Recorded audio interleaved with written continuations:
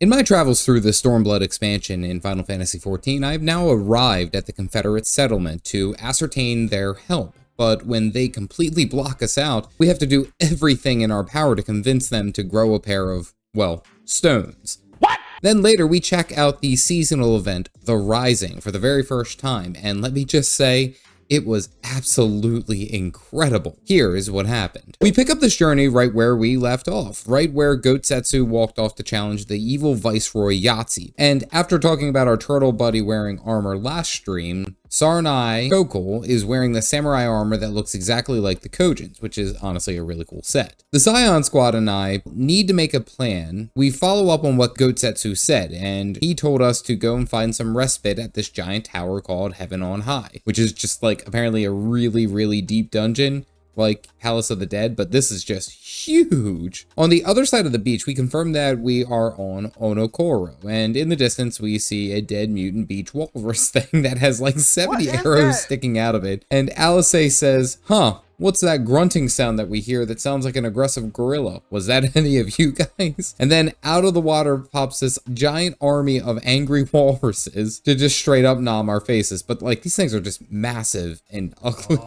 We take care of business, and then around the corner, Lisa and Red Alfie are like, that was close. But then chat completely surrounds me with their nothing but glowing tendril hot dog mount things. And the only one that I have honors a friend that we lost a long time ago. Well, around the bend, we see the Confederate settlement, and we agree it's time to, well, get them on our side. So we venture into town to see Tansui, that totally awesome Chad who doesn't want to help us. Just saying, we didn't forget. He takes us up the stairs, and we meet the leader of the Confederacy, and his name is Rashu. And then Lise does this, like, awkward bow, and then nobody reacts. Like, everyone just stopped and stared at her for a little bit, and she starts panic speaking and basically is like, I guess I should probably shut up now. Well, this goes over basically how you would expect it does. They aren't going to help us because if they get involved, then it's all of their confederacy that will pay the price from the Garlic Bread Empire. And he drops the line, hate is a luxury that we cannot afford. We regroup, trying to be like Alfie, but seriously, we are here without a diplomat, and we can't do what he can. Oh my god, I actually think I missed the dork. Well, Alice is like, we gotta convince them to help us, so we rush around and gather some information about Onokoro, and basically we snoop all over the place to see that they really are up Schitt's Creek, and they need some help, because if we can help them out without them asking, we can perhaps create an opportunity. We call that manipulation, really.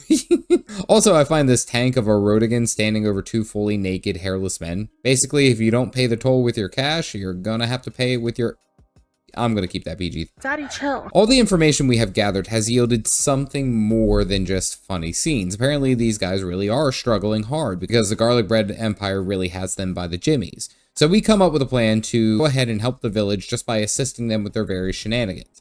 We also learn the Eastern Bow, which is pretty cool. So we have to rush around this whole island, helping out a variety of people, gather some usable arrows from a dead, ugly walrus, find a missing Confederate recruit, and give some medicine to one of them who has the tummy ouchies. Well, this first one where we have to find the missing recruit has us running around checking out all these destinations, which is actually a pain. I checked the 20 spots that there are, and I couldn't find them for the life of me. But not before I get absolutely slapped around by these tentacle boys. Like, they are putting some serious work on me. Everyone is like, oh my god, just pull out your damn chocobo. Do it! And I say, nay, this is the true Black Mage experience. I'm getting trucked here and all I can do is panic spellcast. Well, I run around this giant pillar for a little bit, and then I end up seeing this fate called Never Say Daimo, which apparently is like a massive fate to deal with this huge snail. Like, he's incredibly big. Look how huge he is. Dude is massive. Well, Caffeinated Cult groups up together to take him down because he's a giant boss, and you get an achievement if you get a kill out of him. And he puts out some big AoEs and some other pretty cool effects, but I will have to say that I'm absolutely nailing the Black Mage rotation. I think I'm doing really good. Well, he goes down with minimal effort and minimal deaths, luckily. I also forget what a snail is called, and I basically say that he's a giant-ass squid. It's a giant-ass squid, that's what that is. That's a funny-looking fish. You guys want to kill it? I don't know, guys. I'm running on fumes some nights. I finally find this Confederate recruit who was hiding behind like some rocks, and he basically said that he lost a friend another recruit and was making sure that her vessel, like the Viking death tribute out to sea type of thing. That's pretty sad, actually. Well, we go and carve up a giant walrus carcass because apparently these guys go and eat like old dead meat. Not 100% on this one, but hey, it's not me who's eating it. Then we pluck some arrows out of its ass and we're good to go. Then we go and visit our seasick Doman recruit who's got the tummy ouchies and he's not doing well. I mean, seriously, if you've been seasick and you can't stop it, you know what that feeling is. Like, it's terrible. Well, after completing all this, we get a quest called Alice's Stones, which I have to say, this. Go get Alice's stones? Did Alice grow some stones? I mean, if it were between her and Alfie, I would say yeah. I'm sorry, what? Am I wrong? I mean, to be fair, like Alice is playing the more aggressive character, and then she was also the one who went and fought, you know, like a still regenerating primal.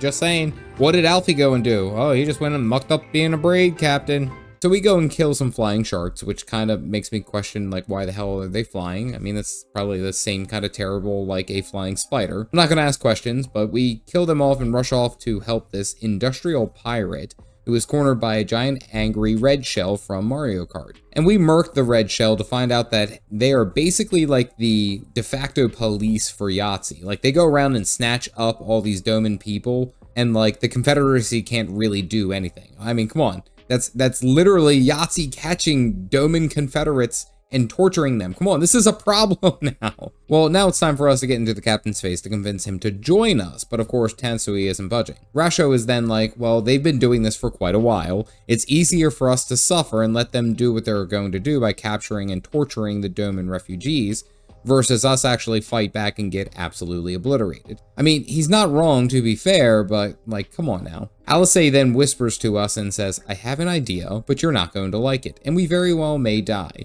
But like, I have to bring this up, you're the better twin, and I like anything that you have to say over Alfie. So yeah, I'm in. Alice shows her stones and then says, if you want to sign them, we will give you one. We will liberate the Izari village and rescue our buddy. We will do this by depriving the garlic breads of their allies in the red Kogans, not the blue ones. Then she says that this proposal can work if you have the stones for it. Let's liberate Asari. If we fail, you lose nothing. A simple enough wager, if you have the stones for it. Yo, I was cracking up because she was basically saying like, no balls. We have to check in with Lise, but not before I find my fresh shipment of Lalafels. Well, Lise is sad because she doesn't feel like she's really doing much to help us, or as much as she should. Basically, she's like, I'm the big punchy person, and I can't help like my sister or my dad did. But I really don't think she realizes for me to have any kind of interest in playing a monk, it's because of her. Come on, lady, you're better than that. I then pick up an Aether Current quest called Pulling Double Booty, and basically we have to do a fetch for a merchant back in Kugane, but honestly, there's another group of men who ain't wearing pants, and I'm just gonna let this go. You know what? This is their island. I came to their home. Who am I to question? We go play Michael Phelps and get all the way across this ocean to the Isle of Becco to find a Kojin, and then we have to do this like weird jumping puzzle to get to the bottom of the cavern, and in we walk to a massive underwater bubble. This is actually really beautiful. And then, of course, walks in our Ninja Turtle buddy Soroban, who lives here. Nice. I take the last bit of the stream to go and do the Rising event, which is here in Limsa Lominsa, but then we hear the haunting overtones of answers echoing in the background. Like the last time I heard this, actually, was when Papa Meow did his thing at Balesar's wall.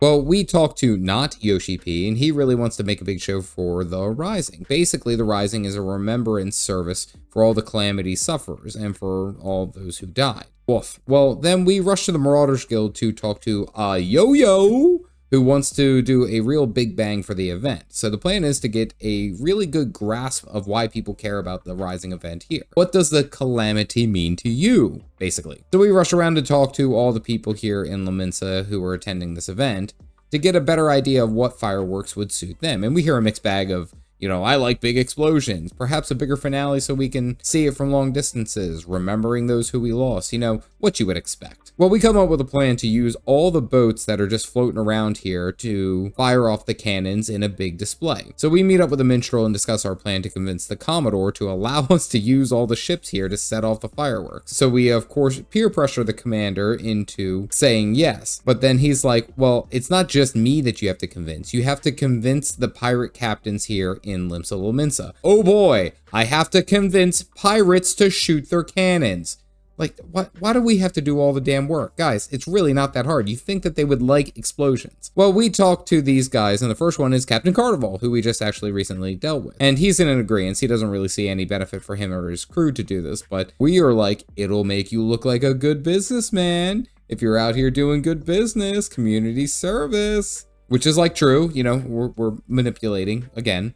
Then the executioner's captain is like, we don't really care. Why should we even be here? Well, Yo-Yo says, because your pirate crew suffered probably the most out of anyone during the events of the calamity, despite you guys sacrificing so much on the Cardinal Flats. He agrees, and then the rest of the dominoes fall into place. While we are waiting for the pirates to figure themselves out, the minstrel then plays a power chord for us, and we completely lose all sense of time and reality. Now we are on a boat in the middle of the ocean talking to Naoki Yoshida. Literally is Yoshi P thanking us for playing his game. Holy crap.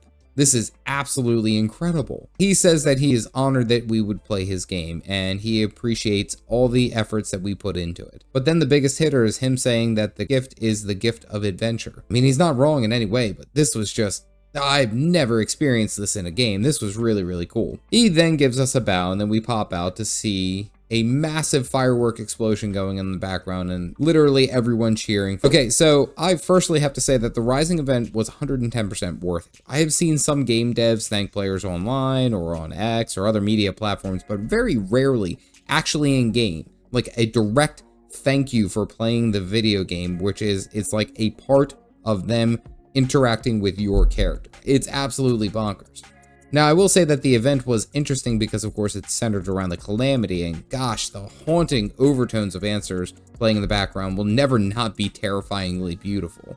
But all in all, the Rising event really did show how much Yoshi P and the developers of Final Fantasy XIV actually care about the game. That's really important. As for the main MSQ, I'm starting to see the plan move forward. If we can convince the Kugane to join our team, as well as the Confederates, then we may just have enough stoked to get that fire rolling for the rebellion. Basically, nobody here is happy with the situation and they all want change, but how we get there is an entirely different tale. I'm excited to get the revolution cooking and ready for the future. If you are interested in stories like this, where I retell things terribly, I encourage you to check out my Lord of the Rings online playthrough, and that playlist is here. Otherwise, stay caffeinated, folks.